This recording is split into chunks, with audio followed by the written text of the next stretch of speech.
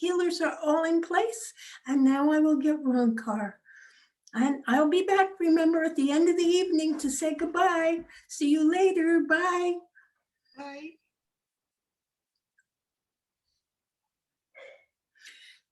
Good evening. It is I, Roncar. It is my pleasure to be with you in this evening. It is spring.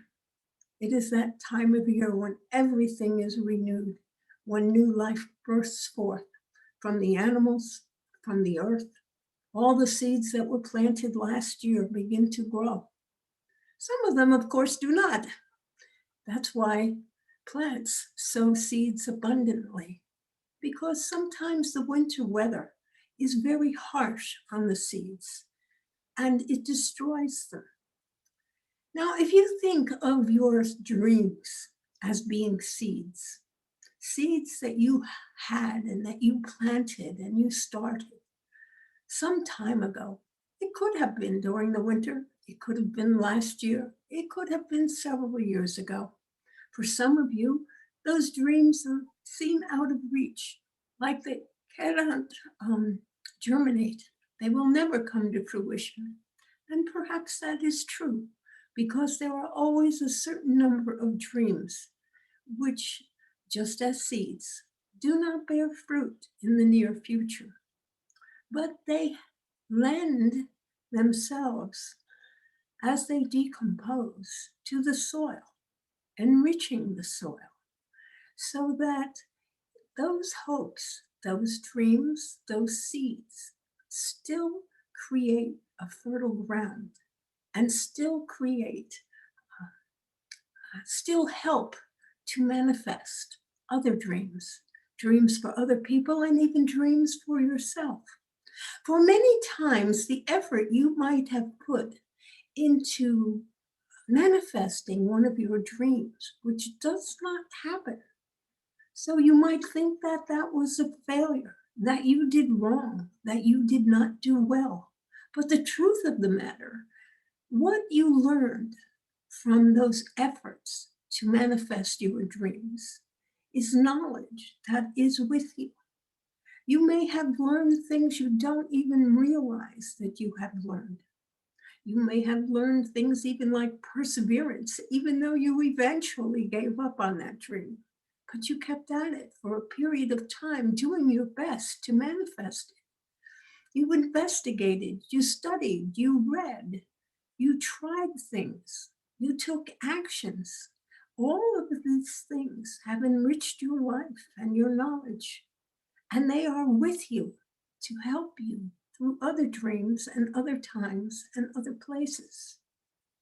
And this is the new spring, where hope springs eternal, is the statement. It is the possibility of everything that can come true. What can happen in this coming year? People ask that all the time. Sometimes people are currently asking in dread, will we have another surge of COVID? Or is everything now okay? What is the situation with that? It depends upon you, of course, but there have been many steps that have emerged and successes that have come about that has made the population as a whole healthier, because many people now take more seriously the need to exercise, to eat properly, to take care of their health, since it became an imperative to make sure that your health was and your immune system was in tip-top shape. And so perhaps you are one of those people who have adopted new habits which bring greater health to your body. And of course, there are those people who came down with the COVID disease, and they survived that COVID disease, for it was not deadly to everyone.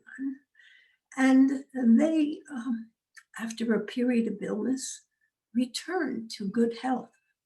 And many of those people contribute their plasma at donation centers so that their immunity that they have received, the antibodies that now resides in their blood can be used by someone else. And so they are taking and making life-saving decisions to contribute to the health of others. And of course, they are to be applauded.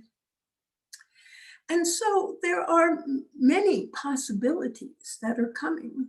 And when it comes to the COVID virus, well, it is warmer weather.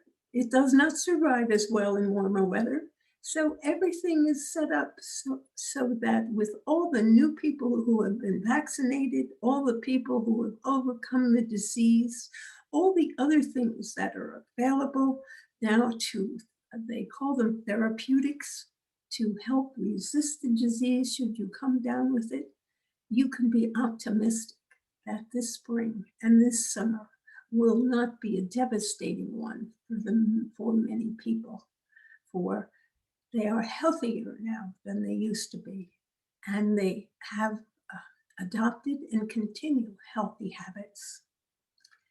And that is just one of the good things that you might look forward to in this spring and summer. But there are other seeds that you have planted. Maybe you tried for a new job, looking for new things, and you will find perhaps that now you will be successful in obtaining those things that you wanted. The mere fact that you have survived and you are moving ahead in your life is a great sign that you need to look at and appreciate that you are well and that there is a future for yourself. And have that confidence in yourself to know that you will be successful in achieving other goals that you may want. There may be goals of happiness. You know how to achieve happiness. It is to think the good thoughts, to admire things, be appreciative, be thankful. And you will find then that this too enhances your life. You will feel happier. So it is springtime. And along with the extra time the sun spends with you in the springtime over the summer, bringing you its warmth, its regenerative energies, enjoy these and use them in your life. And know that the things that you wish to manifest are still possible. And so take actions to dig up some old dreams, perhaps, and work toward manifesting them. And you will find more satisfaction in your life. For self-fulfillment is a big part of enjoying your life. So do those things that you like to do, those things that give you satisfaction and bring you happiness, and create a new wonderful life for you in this springtime and through the summer, and let it last into the fall. And continue on even in the winter, even though wintertime is the time of sleep and peace and rest. And so this is my simple lesson for today, is to appreciate the spring. Know that you have the power to manifest, that as the sun beams down upon you, giving you extra energy and strength, that all things are possible. And so does anybody have any questions on what I have said? Or would you have questions on other things or comments even that you would wish to make?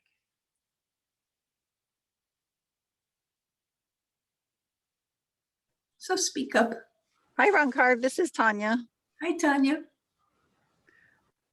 My question is, I'm moving and I'm gathering furniture, and I've been trained spiritually that furniture and houses and cars all carry vibrations. And I don't know what to believe, that we're supposed to pray over them and clear the vibrations of original owners, or we should buy new things, which are expensive. Can you weigh in on how furniture carries vibrations of previous owners and if it's necessary to pray for material things like that? Certainly, I will weigh in on that for you. And it is, yes, that furnitures and possessions do pick up the vibration of those in whose possession they were, particularly if they have been in their possession for a long time. Now, when you purchase these things or obtain these things, if it is possible, certainly if you are obtaining these things from people who appear to be happy, are successful, but are moving on in their life and letting go of these things or getting rid of these things because they are moving to what they consider a better place, and so they are happy. If they are happy people, they are most likely infected, if you will, with happy vibrations. And it probably is unnecessary for you to cleanse them, but you can always put them out in the sunshine on a nice day and allow the sun and the fresh air to cleanse them. You can always bless them yourself. Can make a little ritual. You can make your own holy water by blessing the water and consecrating it, adding a pinch of salt, perhaps, maybe a drop of oil, and making this a consecrated water, which then you can sprinkle upon your items just a little bit, not much. Sprinkle upon them with for the purpose of cleansing these things and removing any disharmonious or unharmonious vibrations from them, that you are clearing them. And so this is a way, the shamanic way would be to smudge using sage, if you wish to do that. But any ritual you make can cleanse the vibrations from something. It is just a mental thing that can happen. If you are worried that these things contain unhappy vibrations in some way, or you're just unsure because perhaps you bought them at a thrift store and who knows what the previous owners were about. And so you just wish to do that, do it. It'll only take you a minute or two at most. Once you have made your holy water, dip in your fingers, sprinkle it, and say, I bless and cleanse you. And that I know you will bring me much happiness and serve me well. And so you can do that in your life if you wish. Is it necessary? Many people, I doubt very much that the vibrations that are left on the furniture would give you great difficulties. It would have to be that you are, that a person deliberately tried to infect their furniture with discontent or unhappiness or evil spirits. So most people don't even think of that. So I would not worry too much. But if it is a fear that you would have, by all means, take the time and the ritual to cleanse those things that you may be uncertain about. Does that help you? And that helps me a lot. I just have one quick question on that. Yes. In hospitals where patients are in beds and blankets and sheets, they'll pass, maybe they'll have a very painful experience. Well, the beds just keep getting recycled and all the sheets and everything gets washed, but the next patient then gets it. So I guess it's similar to that. If someone would have to intentionally put negative energy into it, not just, I guess I answered my own question. It's similar Yes, for the hospital beds. hospital cleanses everything when a person passes, or even after they leave the bed to go home because they are cured. Is that not true? That is true. Then there could actually be positive healing energy left on the So, beds. yes, there can be, but they are cleansing it in either way. So they are neutralizing it, and there is no possibility of it infecting the next person, both on physical level or on a spiritual level. So Thank you. Okay. you're welcome. Are there other questions? That was an excellent question. I'm sure other people were happy to hear your question.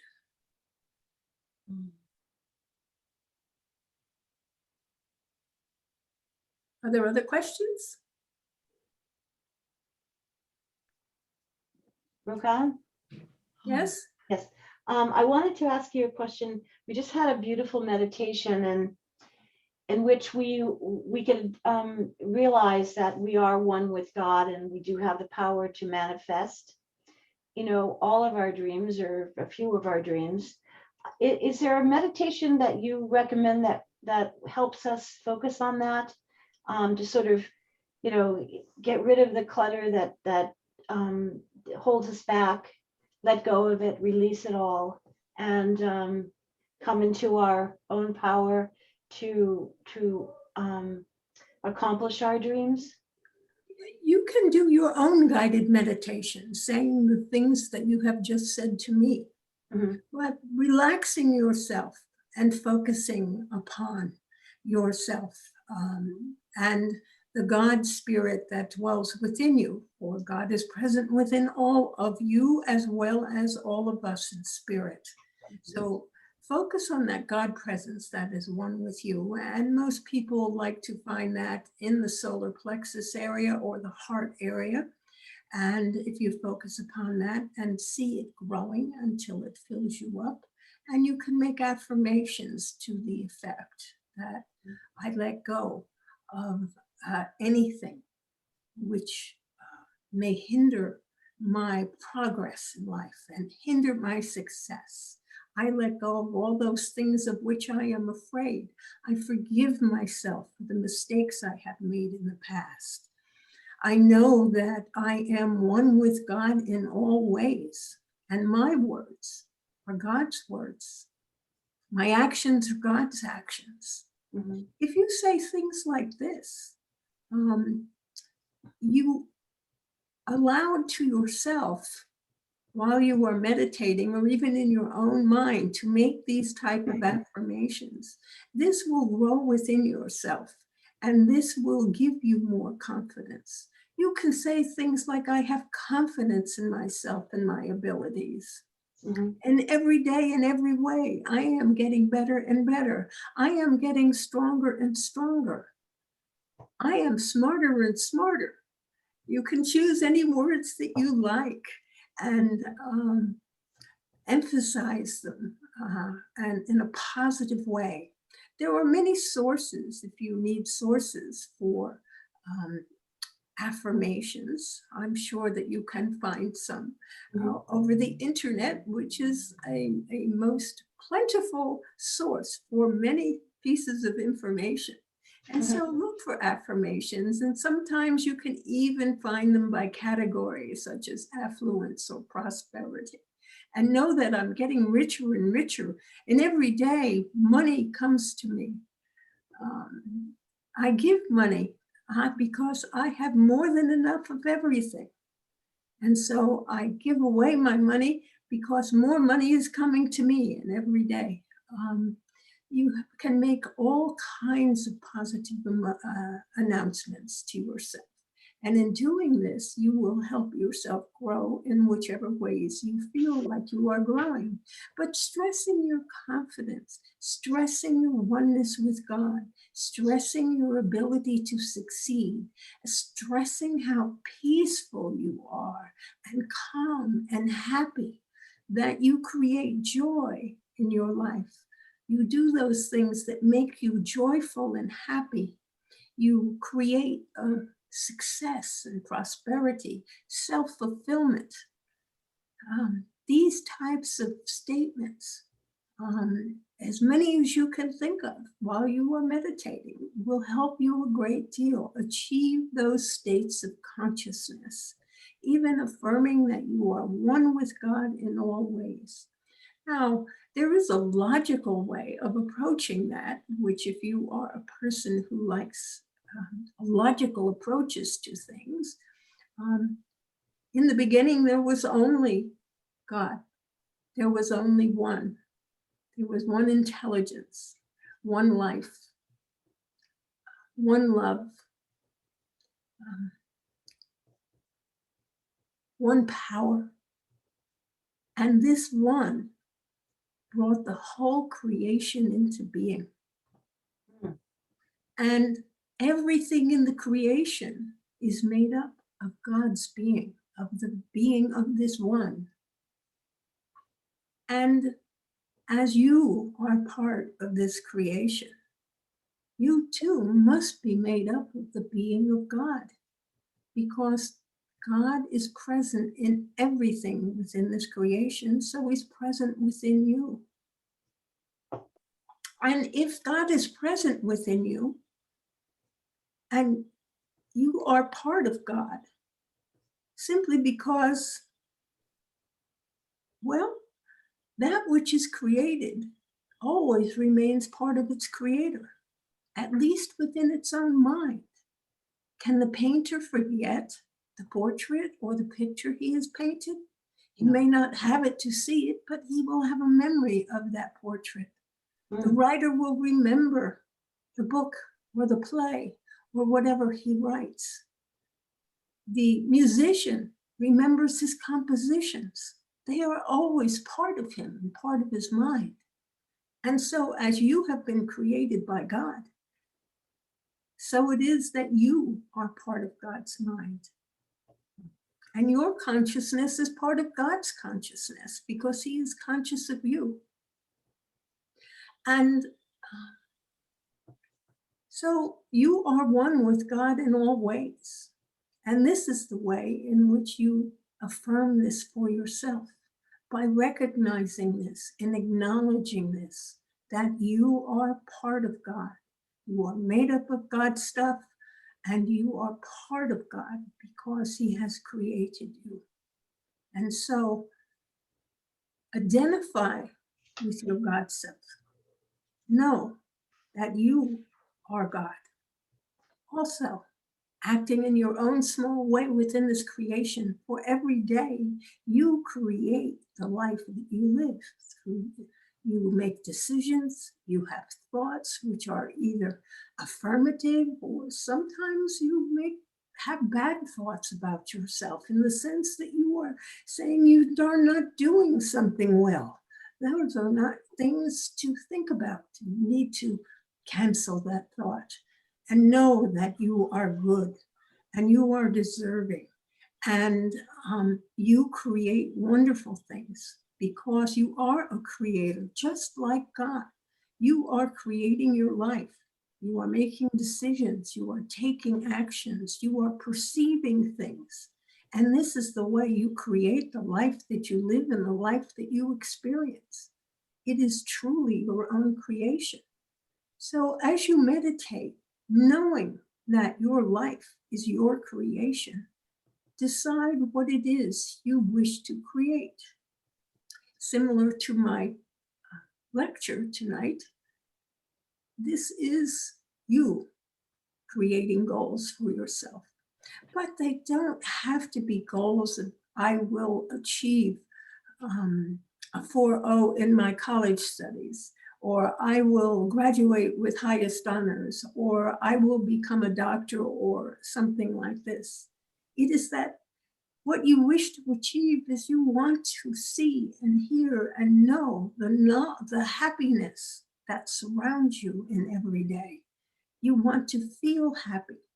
So you deliberately look at the things that make you happy in your life and you feel grateful for them. You deliberately take the actions that are fulfilling toward yourself and move you in the directions you wish to go. You deliberately get rid of, let go of thoughts and ideas that are not beneficial to yourself, that are harmful to yourself. If you have a thought like saying, oh, you made a mistake, so you say, oh, how stupid can I be?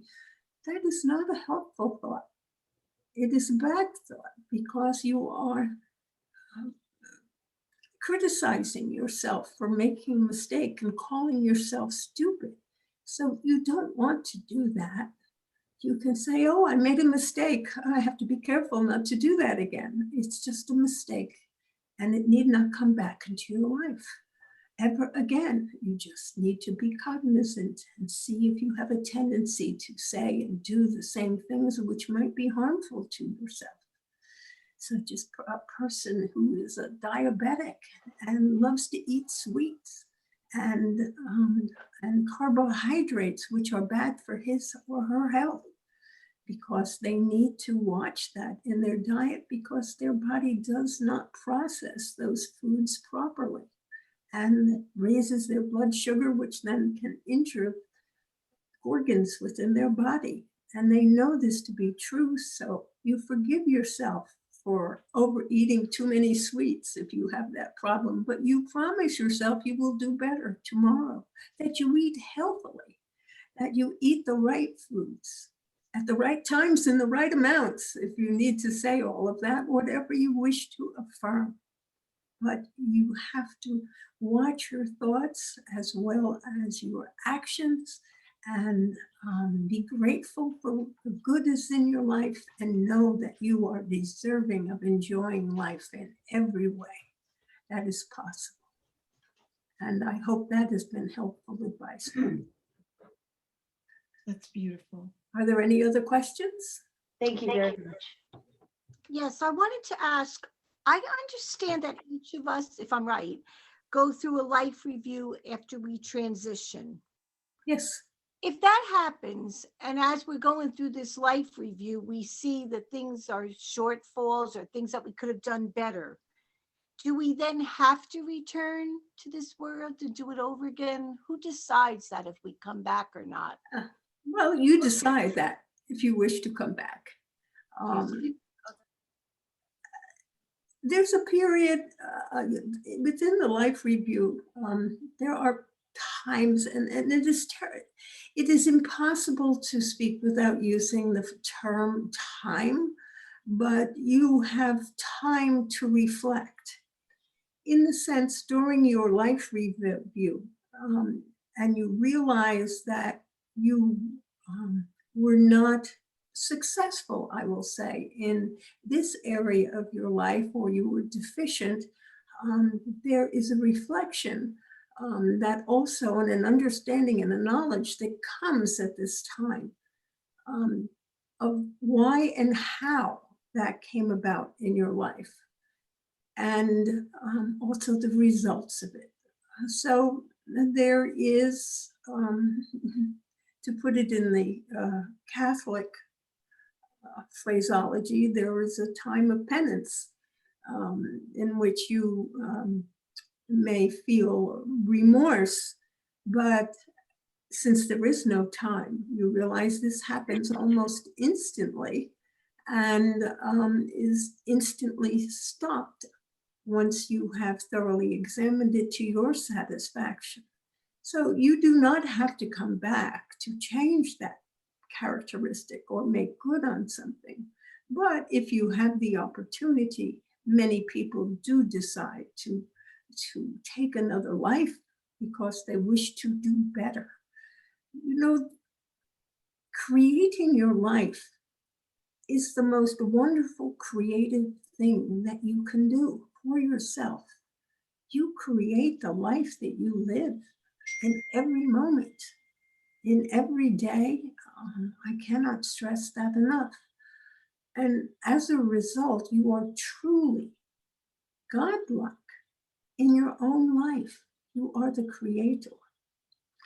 To fulfill the best of yourself is always that desire to be a creator again. And the only place that you can create is on the physical plane.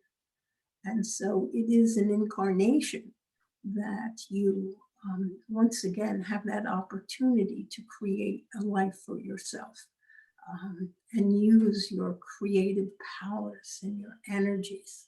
So that is why it is always alluring to come back into another incarnation. Many people, when they are in the physical and are experiencing the stresses of the physical life, all say, I will not come back. I do not want to come back. I just want to get this one over. But when you are observing from the outside and you see that there are potentials and possibilities, and you begin to think that you could do better in another lifetime, and what kind of circumstances would help you to do better? How would you learn that lesson? How would you overcome your old mistakes and make better choices? How can you right a wrong, perhaps, that you did in another lifetime? And there are many ways that you can see that you can do this. And in that lifetime, the next lifetime, there is always that possibility that you will create the perfect life that you want to. That when you look at that life review, you won't see that many mistakes. You'll see some, of course, but you will also know that perhaps before you pass back into spirit, that you also made up for those mistakes in some way, that you pass peacefully, knowing that you had a good life. And for those who live long, that is often the truth. They can pass peacefully because they know that they have done the best that they could, and they learned a lot. And so they pass peacefully into transition, into the life, the higher life of spirit, and then see exactly how well they did. And but you still may decide to come back again. Perhaps you want to be a teacher to help others to learn. And so you may choose a life that may be stressful or painful, such as Jesus did, but one in which you can be an example and inspire others.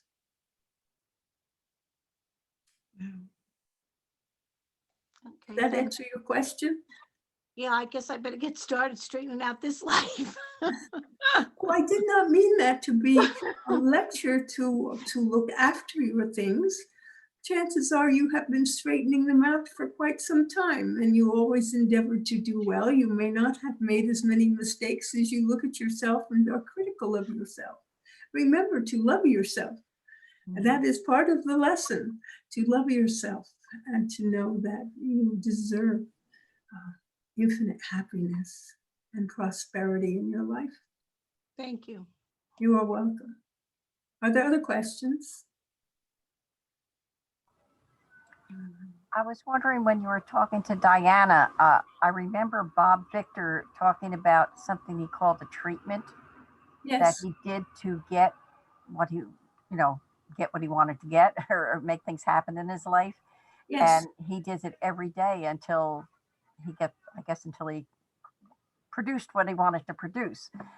And I was wondering if that's the same type of thing that you were telling Diana about. Is that the same idea? Well, of course, yes, because a treatment is a series of affirmations about your life and what you want to achieve and what you are doing, and knowing where you are going and being and seeing yourself as successful. So that is a mental, that is mentally creating the life that you wish to live and enjoy. And yes, that is pretty much what happens when you use affirmations. You make statements that either are true or you want to be true. And you say them in such a way with belief that this is what life is and this is what you are. And as you bring up that belief and that dedication within yourself, as your affirmations become part of your consciousness and your subconscious mind, you are then influenced by these aspects of yourself in the decisions and the actions that you take. You begin to see things in ways that you want to see them. Just affirming that you are very rich does not mean that you will have lots of money.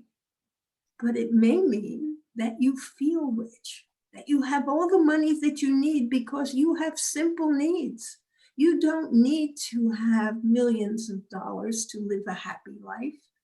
You only need enough to live a happy life. And so if you earn and you achieve and receive enough to lead a happy life, to get the things that you truly want to get or that you need, then you are happy. You are rich. You do not need billions or millions or thousands, for there are people who are perfectly happy on much smaller amounts of money because they have less grandiose desires. And they know that the happiness and love of family members and friends, or artistic expression, or whatever it is that they enjoy, that presence in their life, more than they need to have money, because money can't buy you the satisfaction you get from singing a song if you are a singer, or writing a book if you are a writer, or writing a poem if you are a poet. Expressing your ideas in some way, shape, or form may be just as satisfying as living a life that is filled with great money, because what you want to do more than you want great money is to write a poem, or to write a play, or create a beautiful picture that evokes imagery or emotion in other people as well as yourself. And that makes you happier than being able to afford a new car, because the car is just a vehicle for you to get from here to there, and you don't care what it looks like as long as it manages to run and it gets you where you want to go. So you never need a new car. So you never need the money to buy a new car. You just need enough money to buy an old car, or you need the skill to keep your car running. And these things are all possible. So you are happy in your life.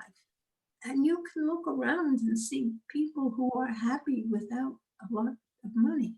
So when you say that you want to be rich,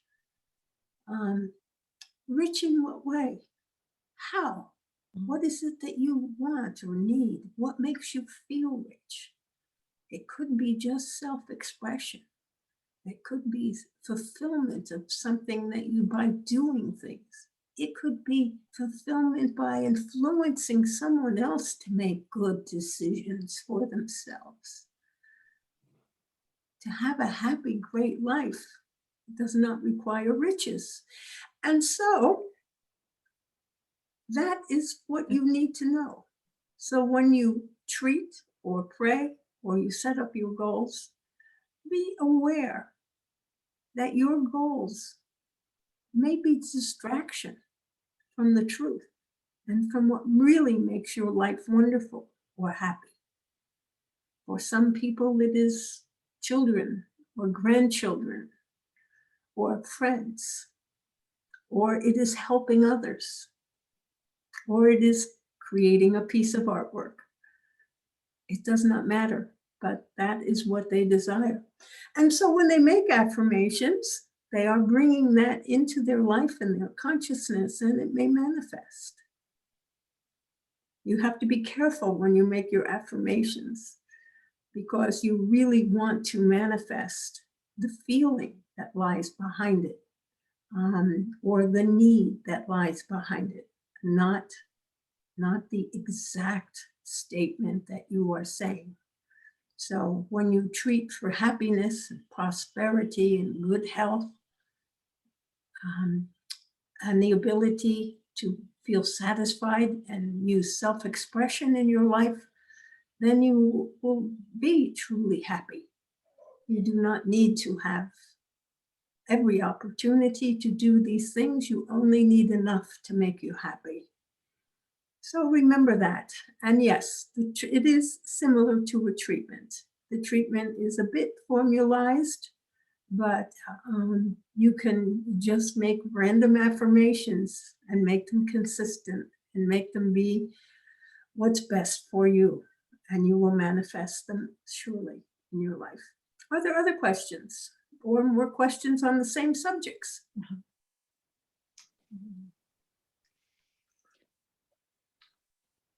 I have a question on affirmations. It's real quick.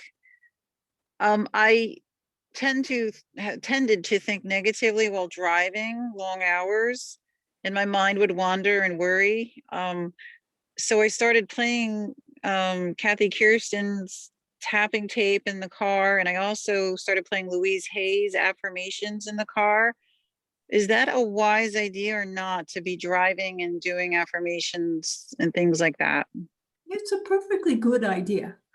I do not believe that those affirmations distract you from driving correctly. You are, say, particularly if you are listening to Kathy Kirsten or Louise Hay's affirmations, you are listening and they are going into your consciousness. And if you are embracing these affirmations as you listen, knowing that what they are saying is good and you approve of these things and you want these things also in your life, then you are essentially using the voice of another to express that which you wish to manifest in your life. And so simply by doing that, will you not agree to me that you have probably changed your habit of thinking about negative things? Absolutely. Absolutely. Yeah. And so these affirmations have been extremely helpful to yourself because they have directed your conscious mind into a different train of thought. And when you are not spending your time worrying about bad things, and you are spending your time thinking about good things, you feel so much better yourself. Even though your life may not change a great deal, you just feel better. You're happier. And that is true, correct? Correct. Thank you. You're welcome. Other questions? Oh, yeah, I wanted to say that I'm very fortunate. I just feel so grateful about my life. I'm in my 80s, and I think I shared with you that when I was a little girl, this doctor examined me. I was like 5 years old, and he was examining my heart. He says, "This little girl's heart is so strong, she's going to live to be 100." So I always have that in the back of my mind that I'm going to be 100. So right now, I don't look or act my age. I'm actually 85, and I'm very healthy, no pain, no prescribed medications or anything like that. The only fear I'm going through is I used to be able to drive everywhere. I used to drive to Brooklyn, where I was born. I love Brooklyn, and I used to drive to Pennsylvania, and I used to drive to everywhere down the shore. And in the last 3 years or so, I've had a few minor accidents. A few of them were not my fault at all, but one of them was negligence. And now all of a sudden I have this fear, and I know I'm old, and people were saying, well, at your age, you shouldn't really be driving any great distances. And I do, of course, drive in town and shopping and whatever, visiting. But even my daughter, like I have 3 children and they're scattered, but the one daughter who lives in Nutley, which is like 40 minutes drive away, but you have to get onto either Route 80 or the Garden State Parkway. And for some reason, I have this fear that I shouldn't be driving to her house anymore. And then she also has a place in a lake up near upstate New York that she wants me to come to visit. And I have the navigator in the car, and I know I could get there, but there's still this fear lurking about driving and the safety. And I don't know, I don't want to get to the point where I'm so fearful that I'm just not going to drive anymore, more than 10 miles or 20 miles from home. So is there anything, do you know older women and men that are driving in their 80s and going distances? Of course, there are always some older people who do drive still distances. Not everyone becomes unable to drive. And you had the unfortunate incidents where you had 3 accidents. Right. 2 were not your fault, but one of them you felt you could have done better. And it was probably the last one where you felt that. And Yes. that is why you are fearful, because you have judged yourself as being inadequate. Now, everyone can make a mistake when they are driving from time to time, and that is why accidents do happen. Yes. Even from the most competent of people, unexpected things that other people do come up, and your reaction time is a little slower because you are older. But, and that is why the accident may have occurred, but it is their fault for making bad actions, not your fault. So you need to start your own program of affirmations. And every time you get in the car, you can always say to yourself, I am going to arrive at my destination safely and on time because I am a good and careful driver. And that will help you to overcome your fear at this point in time, is to make that type of affirmation each time you start to drive the car. Mhm. Okay, yeah, because I really don't want to limit myself. And I do want to keep doing things like going to the theater, going to like the Paper Mill Playhouse or, other things down the shore and doing fun things. And I just don't want to feel like, And here's another thing that you can try to do when you are driving. And when you are about to drive away, perhaps after the car has started, you can send a prayer for everyone else on the road. You can say, I pray for all the people who are going in my direction, in front of me, behind me, alongside of me. I pray that they all arrive at their destination safely and on time, for we are all excellent drivers, and I know that we will arrive at our destinations clearly, accurately, safely, on time. oh, Make that kind of a statement. Pray for the other drivers as well. with yourself, and they will not make stupid mistakes, perhaps. Thank you. You've given me more confidence, and I'm glad I spoke about it. I was kind of reluctant to talk about it, but I'm so glad I did. And that It is good to speak about your fears, Yeah. because someone else can always give you the advice of affirmations to make that you may not be able to think of if you are not in the habit of making affirmations. Affirmations are extremely helpful for you in your life. Affirmations may not be able to do anything for someone else. Like, it may not bring extra money into your life, but it may bring happiness with the amount of money that you got when you make affirmations about your own richness. You cannot make affirmations for other people in the same way that you can make affirmations for yourself. Or affirmations tend to benefit you because they change your consciousness and your ways of thinking. And it is your mind that creates your life as you live it. So by deliberately creating affirmations for yourself, you are using one technique of creating the life that you want to enjoy. And yours includes transportation. So simply, before you start that car, make an affirmation that I know this will be a safe trip. I will drive perfectly. I will arrive at my destination perfectly. And then bless all the other people on the road that they also arrive at their destinations. And if everybody did that, and every day, we would probably have less accidents. Thank you so much. I so appreciate this. Thanks again. You're welcome. Thank you for asking. Are there other questions?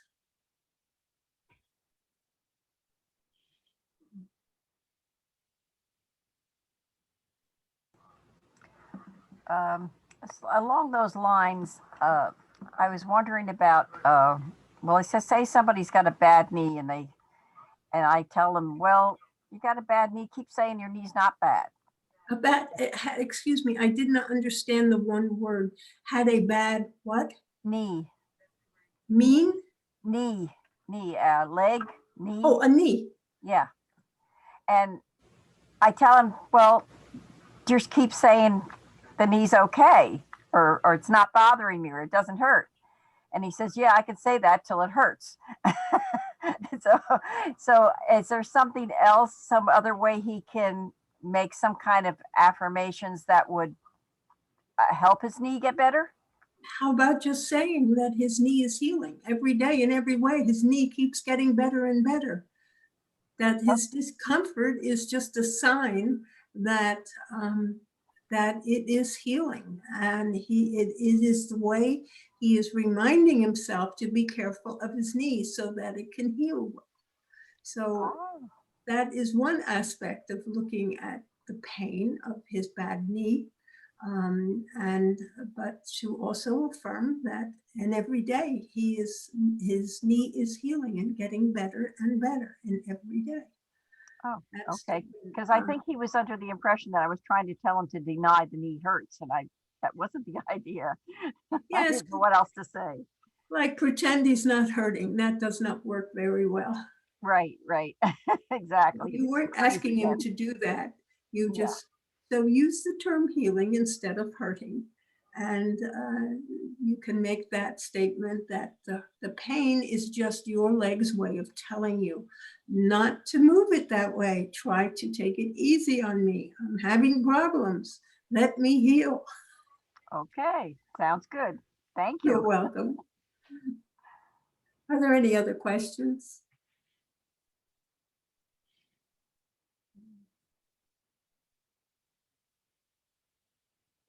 As I am now being greeted by silence at that question, I think that now we probably have reached the end of the evening. It has been my pleasure to be with you in this evening. I hope I have been helpful in some way, and I give you all my blessings. Good night.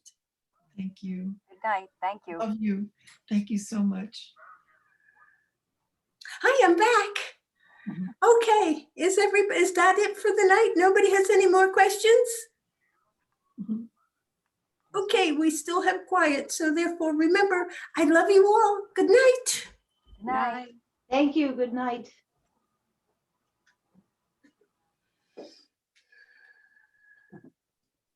I give thanks for this, for the information we've received in this evening, and for the blessing of Spirit's advice. And the circle is now closed. Okay, everybody, it's been great to be with you in this evening.